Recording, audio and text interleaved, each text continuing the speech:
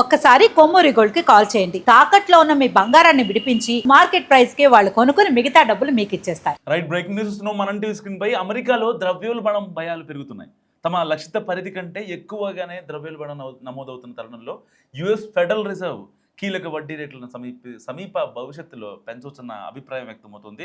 కొద్ది రోజుల కిందట యుఎస్ ఫెడ్ వడ్డీ రేట్లను స్థిరంగానే ఉంచిన సెప్టెంబర్లో జరగనున్న ఫెడరల్ ఓపెన్ మార్కెట్ కమిటీ సమావేశంలో వడ్డీ రేట్లను పెంచనుంది. ఇదే జరిగితే యుఎస్ డాలర్ అండ్ బాండ్లకి గిరాకీ పెరిగి బంగారం ఆకర్షణ కోల్పోతుంది. సో ఇప్పుడు అదే జరుగుతోంది. ఈ కారణంతోనే బంగారం ధరలు వరుసగా భారీగా పతనమవుతున్నాయి. వరుస సెషన్లలో తగ్గుతుండడంతో కొనుగోలుదారులకు ఊరట తగ్గుతుంది. తాజాగా ఇంటర్నేషనల్ మార్కెట్లో దేశీయంగా కూడా భారీగా తగ్గుతూ వస్తున్నాయి. ఇప్పుడు 7 నెలల కిందట కింది స్థాయికి పడిపోయే బంగారం కావచ్చు, పసుపు కావచ్చు. సో ఇంకా పడిపోతూనే ఉన్నాయి. అంటే గతేడాది నవంబర్లో ఉన్న ధరల స్థాయికి పడిపోతాయన్నమాట ఒక రకంగా. అంటే నిపుణులు చెప్తున్న అంచనాల ప్రకారం. అంటే ఇంటర్నేషనల్ మార్కెట్లో చూస్తే చాలా కాలం తర్వాత స్పాట్ గోల్డ్ రేటు ఔన్స్కు అంటే $4,000 మార్క్ దిగువకు ట్రేడ్ అవుతుంది. దాదాపుగా $3,990 స్థాయిలో ఉంది. సో ఇది ఒక రకంగా అంటే పడిపోతుందని చెప్పుకోవచ్చు. కిందటి రోజు సరిగ్గా $3,970 మార్కును కూడా పడిపోయింది. సిల్వర్ రేటు $56 స్థాయిలో ఉంది. మరోవైపు రూపాయి మారకం విలువ డాలర్తో కంపేర్ చేస్తే $94 వద్ద కొనసాగుతుంది. దేశీయంగా కూడా గోల్డ్ ఇంకా సిల్వర్ రేట్లు భారీగానే తగ్గుముఖం పడుతున్నాయి. ఇప్పుడు 22 క్యారెట్ల ధర 1,450 తగ్గగా 10 గ్రాములకు 1,29,550 వద్దకు చేరింది. సో కిందటి రోజు ఒక దశలో మరింత తగ్గి 1,28,500 మార్కును కూడా పడిపోయింది. గత 3 రోజుల్లో చూస్తే వరుసగా $3,100 తగ్గి అండ్ $1,550 తగ్గింది అండ్ $1,450 ఇలా 6,100 నుంచి అంటే గడిచిన 4 రోజుల్లోనే 6,000 తగ్గింది అండ్ గడిచిన 10 రోజుల్లో $12,000 తగ్గింది. సో ఇప్పుడు 3 రోజుల్లో 6,650 పతనమైంది పసిడి. అండ్ బంగార ధరలు బాటలోనే వెండి రేట్లు కూడా భారీగా తగ్గుతూ వస్తున్నాయి. అండ్ ఇప్పుడు 10,000 పతనంతో కేజీకి హైదరాబాద్ మార్కెట్లో 2,30,000కు చేరింది. గత 3 రోజుల వ్యవధిలో చూస్తే $25,000 తగ్గింది ఈ యొక్క వెండి. నిజంగా బంగారం భారతీయ కుటుంబాల్లో ఒక ఎలిమెంట్ కాదు, అదొక సెంటిమెంట్. సో ఆడబిడ్డ పెళ్ళికైనా కష్టకాలంలో ఆదుకునే ఆర్థిక భరోసాకైనా మనకు మొదట గుర్తొచ్చేది బంగారమే. అలాంటి బంగారు ధరలు కొన్ని నెలలుగా ఆకాశం తాకాయి. ఒకానొక దశలో 24 క్యారెట్ల 10 గ్రాముల బంగారం ధర ఏకంగా 1,83,000 మార్కును తాకి సరికొత్త రికార్డ్ క్రియేట్ చేసింది. సామాన్యుడు అసలు బంగారం షాప్ వైపు చూడటానికే భయపడే పరిస్థితి వచ్చింది. సో ఇలాంటి నేపథ్యంలో ఇప్పుడు క్రమక్రమంగా తగ్గుతుంది. ఒక పక్క డాలర్ రేట్ పెరగడం, అమెరికా ఫెడ్ రిజర్వ్ బ్యాంక్ ఏదైతే ఉందో దాని వడ్డీ రేట్లు మార్చడం. సో ఇలాంటి వాటి వల్ల ఇప్పుడు సీన్ మారుతుంది. ఒక మార్కెట్లో సంచలన వార్త హల్చల్ చేస్తుంది. ఇప్పటికే ఆకాశం ఎత్తులో ఉన్న పసిడి ధరలు ఇప్పుడు నేలకు దిగొస్తున్నాయి. 1,00,000కు దిగి వస్తున్న 10 గ్రాముల బంగారం అంటూ నిపుణులు అంచనా వేస్తున్నారు. ఇప్పటికే హైదరాబాద్ మార్కెట్లో 24 క్యారెట్ల తులం బంగారం ధర దాదాపుగా 10,000కి తగ్గి 1,30,000 దగ్గర ట్రేడ్ అవుతుంది. సో 22 క్యారెట్లు 36,000 దగ్గర మార్కు ఉంది. అండ్ కేవలం కొద్ది రోజుల్లోనే 10,000కు పైగా ధరలు పతనం కావడం నిజంగా పెట్టుబడిదారులను సామాన్యులను ఉలిక్కి పడేలా చేస్తుంది. అంటే ఎందుకు అని అంటే వీళ్ళందరూ బాండ్ల వైపు మొగ్గు చూపడం అండ్ డాలర్ రేటు పెరగడం ఇవన్నీ కూడా బంగారానికి కలిసి వచ్చే అంశాలుగా చెప్పుకోవచ్చు. అసలు ఆకాశమే హద్దుగా పెరిగిన బంగారం ధరలు మరి హఠాత్తుగా ఎందుకు దిగొస్తున్నాయి?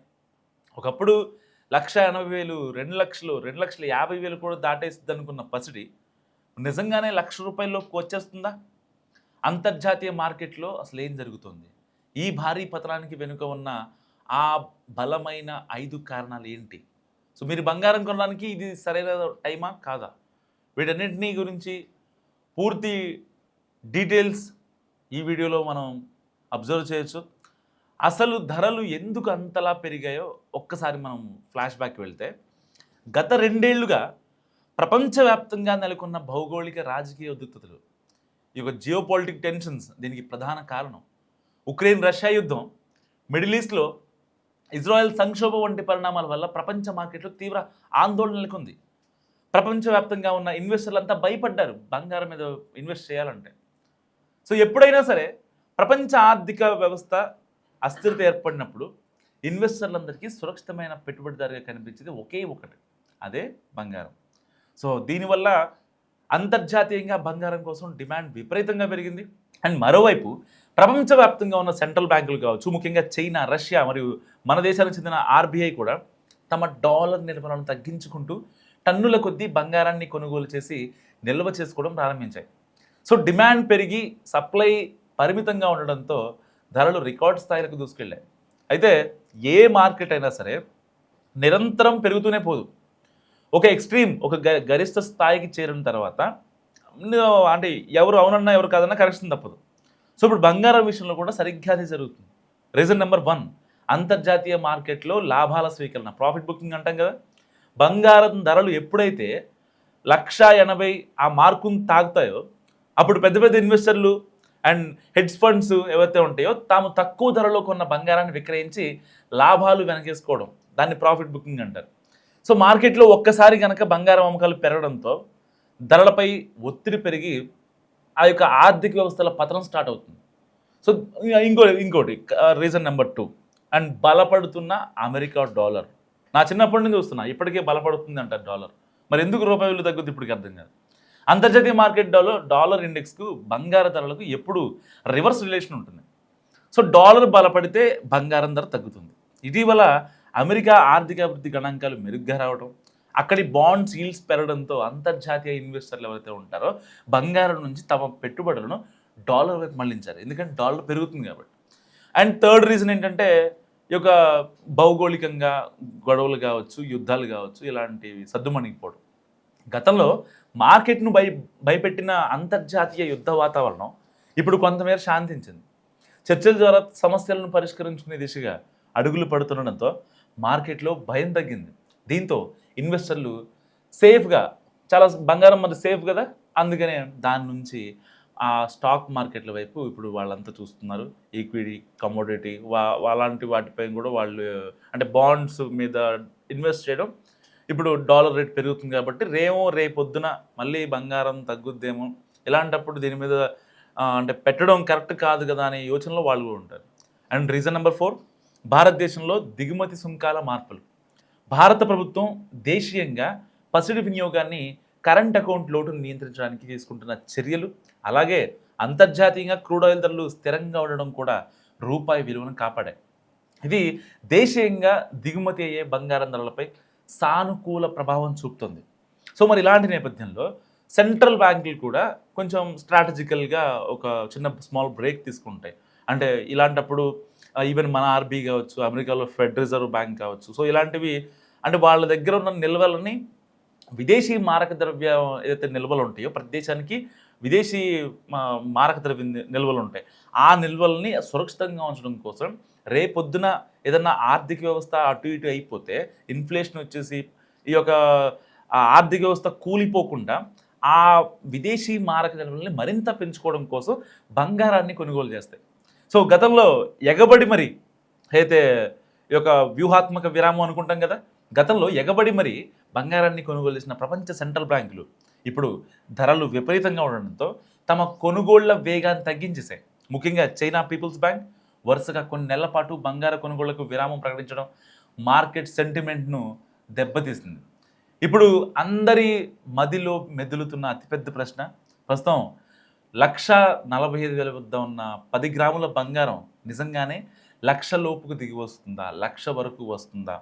సో మార్కెట్ విశ్లేషకులు, సెబీ అయితే నమోదిత నిపుణులు ఉంటారు కదా, వాళ్ళు బిజినెస్ అనలిస్టులు ఉంటారు, వాళ్ళు చెప్పే అంచనాల ప్రకారం ఏంటంటే అంతర్జాతీయ మార్కెట్లో బంగారం ధరలు ప్రస్తుతం సరిదిద్దబడుతున్నాయి ఒక రకంగా. అంటే మరీ అంత ఎక్స్ట్రీమ్ కలర్లో కొంచెం దిగి వస్తున్నాయి. ప్రముఖ మార్కెట్ అనలిస్టులు చెప్పేదాని ప్రకారం ప్రపంచవ్యాప్తంగా ఇన్వెస్టర్లు బంగారంపై పెట్టుబడులను ఉపసంహరించుకోవడం గనక ఇలాగే కొనసాగితే అంతర్జాతీయ మార్కెట్లో ఔన్స్ బంగారం ధర 2027 నాటికి అంటే నెక్స్ట్ ఇయర్కి $3,000 స్థాయికి లేదా అంతకంటే దిగువకు పడిపోయే అవకాశం కూడా ఉంది. ఒకవేళ అంతర్జాతీయంగా ఔన్స్ ధర ఆ స్థాయికి పడిపోతే భారతీయ మార్కెట్లో రూపాయి స్థిరత్వాన్ని బట్టి 10 గ్రాముల బంగారం ధర ఖచ్చితంగా 1,00,000 మార్కుకు లేదా అంతకంటే కిందకి దిగి వచ్చే అవకాశాలే ఉన్నాయి. దాన్ని ఏమాత్రం మనం కొట్టుపడలేం. అయితే ఇది ఒక రోజులోనో ఒక నెలలోనో జరిగిపోయేది కాదు. మార్కెట్ ఒడిదుడుకులను తట్టుకుంటూ దశల వారీగా ఈ కరెక్షన్స్ వచ్చే ఏడాది లేదా 2 ఏళ్ల కాలంలో జరిగే అవకాశం ఉందని కూడా ఈ యొక్క బంగారు నిపుణులు చెప్తున్నారు. కాబట్టి 1,00,000కు దిగి వస్తున్న బంగారం అనే వార్త కేవలం ఊహాగానం అయితే కాదు. దానికి బలమైన సాంకేతిక ఆర్థిక కారణాలు ఉన్నాయి.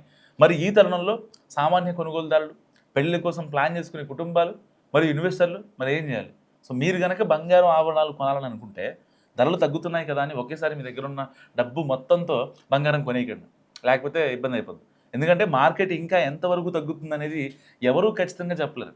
సో దీనికి బదులుగా సిస్టమాటిక్ ఇన్వెస్ట్మెంట్ లేదా దశల వారీ కొనుగోలు పద్ధతిని పాటించండి. అంటే మీకు కావాల్సిన బంగారంలో కొంత భాగాన్ని ఇప్పుడు కొనండి అండ్ ధర మరింత తగ్గితే మరికొంత భాగం కొనండి.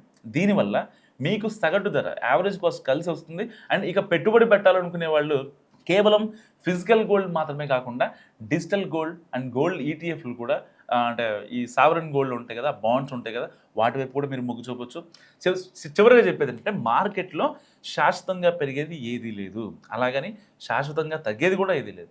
సో 1,83,000 గరిస్థాయి నుండి బంగారం దిగిరావడం అనేది నిజంగా పసిడి ప్రేమికులకు, ముఖ్యంగా మధ్యతరగతి కుటుంబాలకు ఒక రకంగా ఉపశమనం చెప్పుకోవచ్చు. సో ఈ విశ్లేషణపై మీ అభిప్రాయం ఏంటో మస్తుగా కామెంట్ చేయండి. నిజంగా మీరు మరి నేను నెక్స్ట్ 1 ఇయర్ 1,00,000 లోపు 10 గ్రాముల 24 క్యారెట్ల బంగారం దిగి వస్తుందా లేదా మస్తుగా కామెంట్ చేయండి.